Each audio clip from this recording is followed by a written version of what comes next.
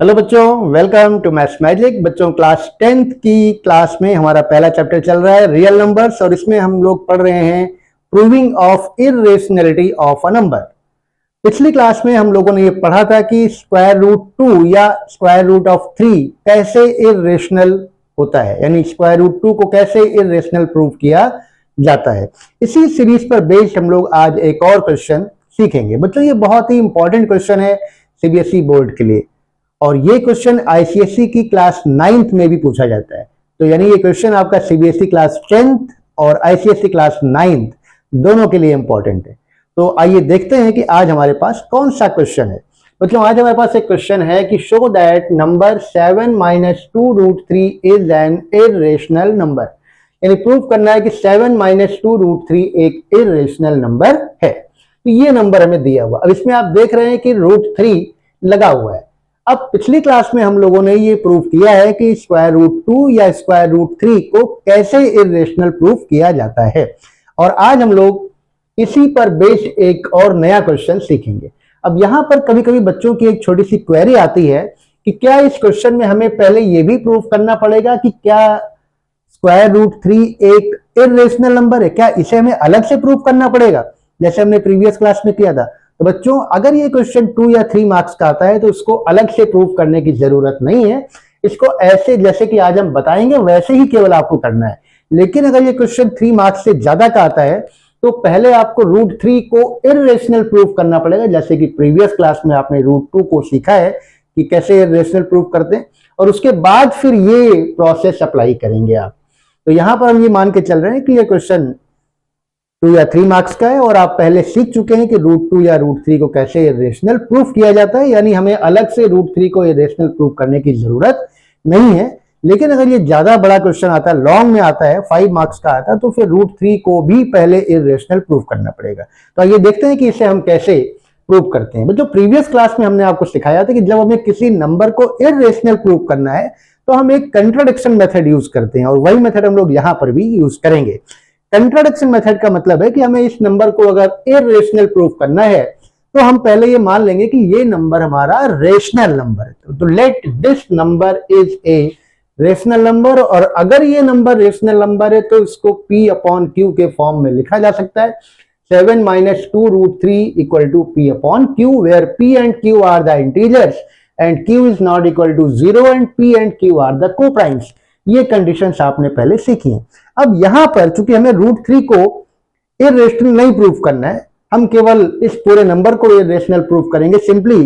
तो यहां पर थोड़ा सा और आसान बनाने के लिए हम P अपॉन Q को R मान लेते हैं, यानी हम लिखेंगे कि 7 minus 2 root 3 is equal to R, यानी ये एक रेशनल, R का मतलब एक रेशनल नंबर है, यानी ये नंबर हमारा एक रेशनल नंबर है जिसको हमने R से रिप्रेजेंट कर दिया, और इस R में वो सारी प्रॉपर्टीज हैं जो रेशनल नंबर की प्रॉपर्टीज होती हैं। अब हम क्या करेंगे, थोड़ा सा इसको ट्रांसपोज करेंगे। R को आप इधर ले आइए लेफ्ट में, और ये 2 रूट 3 जो माइनस में दिख रहा है इसको उधर शिफ्ट कर दीजिए राइट साइड में। तो ये 7 minus R is equal to हो जाएगा 2 रूट 3। तो जो माइनस 2 रूट 3 था लेफ्ट में, उसको हमने राइट में शिफ्ट कर दिया, प्लस 2 रूट 3 हो गया, और जो राइट में प्लस R था उसको हमने लेफ्ट में ले लिया, ये माइनस R हो गया। अब देखिए 7 एक रेशनल नंबर है, R भी एक रेशनल नंबर है, यानी लेफ्ट साइड में दोनों रेशनल नंबर आ गए। लेकिन हम देख रहे हैं कि राइट साइड में भी एक रेशनल नंबर लगा हुआ है, 2 भी एक रेशनल नंबर है। तो हम सारे रेशनल नंबर्स को एक ही तरफ करने की कोशिश करेंगे। तो अगर हम 2 को भी इधर लाने की कोशिश करते हैं तो ये 2 यहाँ पे मल्टीप्लाई हो रहा है 2 इंटू रूट 3, और जब लेफ्ट में आप लाओगे तो ये डिवीजन में आ जाएगा, यानी ये आपका बन जाएगा, इक्वेशन आपकी बनेगी 7 माइनस R अपॉन 2, और इधर हो जाएगा केवल अंडर रूट 3, और इसको आप नाम दे दीजिए इक्वेशन नंबर 1। तो इक्वेशन नंबर 1 में अगर आप देखें तो राइट साइड में केवल रूट 3 है, जो कि हम ये मान के चल रहे हैं कि ये इर्रेशनल है, इसे हमें अलग से प्रूफ करने की जरूरत नहीं है। और लेफ्ट साइड में अगर आप देखें तो 7 एक रेशनल नंबर है, R एक रेशनल नंबर है। तो 7 माइनस R यानी रेशनल नंबर का जो डिफरेंस होगा वो भी एक रेशनल नंबर होगा। तो न्यूमरेटर आपका रेशनल नंबर हो गया, और जब रेशनल नंबर को आप दूसरे रेशनल नंबर 2 से डिवाइड करोगे तो जो आएगा क्वोशंट वो भी रेशनल नंबर होगा। यानी in nutshell left hand side जो ये पूरी है, ये पूरी की पूरी रेशनल नंबर है, जबकि राइट हैंड साइड आपकी इरेशनल नंबर है ना। तो अब आप देख रहे हैं कि इधर रेशनल नंबर है और इधर इरेशनल नंबर है, और बीच में लगा हुआ है इक्वल का साइन। और आप जानते हैं कि कोई भी रेशनल नंबर की जो वैल्यू है वो किसी इरेशनल नंबर की वैल्यू के इक्वल कभी नहीं हो सकती। यानी जो हमने एजम्पशन लिया था वो गलत था हमारा, कि ये रेशनल नंबर हमने जो एज्यूम किया था ये गलत एज्यूम किया था, क्योंकि ये कंट्राडिक्शन यहाँ पे हो रहा है। ये बता कंट्राडिक्शन कैसे हो रहा है, ये क्योंकि ये इक्वेशन 1 कह रही है कि ये रेशनल नंबर लेफ्ट में है और राइट में इरेशनल नंबर है और दोनों की वैल्यू इक्वल है, बट ये पॉसिबल नहीं है। यानी हमने जो एज्यूम किया था वो गलत था। तो हमारा जो यहाँ पे स्टेटमेंट आएगा, हम यहाँ पे लिखेंगे in equation 1 since 7 minus r upon 2 is a rational number. ये एक रेशनल नंबर है क्योंकि 7 भी रेशनल है, r भी रेशनल है, 2 भी रेशनल है। तो जब सारे रेशनल है तो उनका डिफरेंस और उनका डिवीजन वो भी रेशनल होगा, तो ये पूरा लेफ्ट हैंड साइड आपका रेशनल हो जाएगा। But RHS of the equation, that is under root 3, is an irrational number। हमने यहां पे लिखा कि लेफ्ट हैंड साइड जो आपका इक्वेशन का है वो एक रेशनल नंबर है, और राइट हैंड साइड जो आपका है वो एक इरेशनल नंबर है, जो कि दोनों इक्वल नहीं हो सकते। which never be equal to each other। दोनों आपस में बराबर नहीं हो सकते, क्योंकि एक वैल्यू रेशनल नंबर है लेफ्ट में और एक वैल्यू राइट में इरेशनल नंबर है। देयरफॉर हम कह सकते हैं, देयरफॉर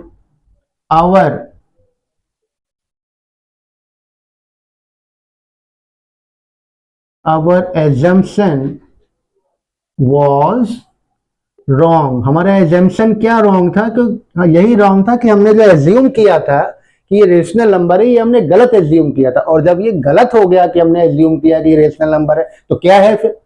तो जब ये रेशनल नंबर गलत है कि हमने जो एज्यूम किया ये रेशनल नंबर हो गया, ये गलत हो, तो ये इसका मतलब ये रेशनल नंबर हो गया। हमने जो माना था वो गलत हो गया, हमने रेशनल नंबर माना था और वो गलत हो गया कि रेशनल नंबर, यानी फिर ये क्या है? यानी फिर ये इरेशनल नंबर है।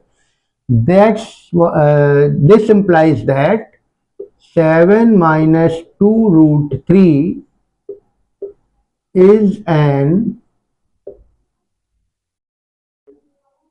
irrational number, hence proved।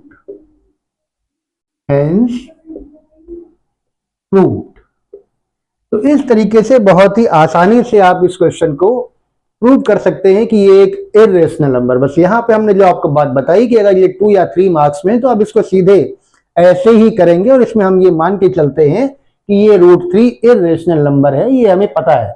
लेकिन अगर ये क्वेश्चन 5 मार्क्स में आता है या फिर लिखा होता है कि पहले √3 को इरेशनल प्रूव करिए, तो फिर आपको पहले √3 को इरेशनल प्रूव करना पड़ेगा, जैसा कि हमने प्रीवियस क्लास में बताया है आपको। और अगर नहीं है, 2 या 3 मार्क्स का है, तो सिर्फ इतना ही आपको प्रूव करना है, और इसमें हम ये मान के चलते हैं कि ये हमारा इरेशनल नंबर है।